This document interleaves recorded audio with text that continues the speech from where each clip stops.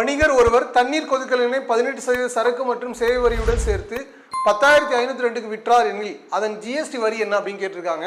இப்போ ஜிஎஸ்டி அப்படின்னா அதோட நம்ம சேர்த்து தான் வைப்போம். அப்போ அதோட 100% அதோட 18 கூட்டிப்போம். அப்படின்னா 100ஓட 18 கூட்டினா 118. அப்போ 118% என்பது 10,502 அப்படின்னா 100% எவ்வளோ அப்படின்னு நம்ம கண்டுபிடிச்சா போதுமானது.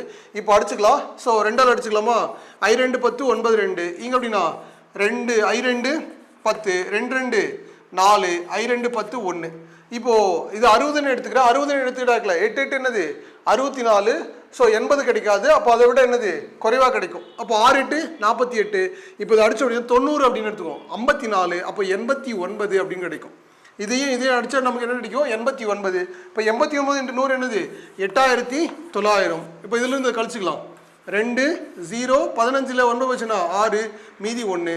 அப்போ 18% ஜிஎஸ்டி வந்து எவ்வளோ 1000.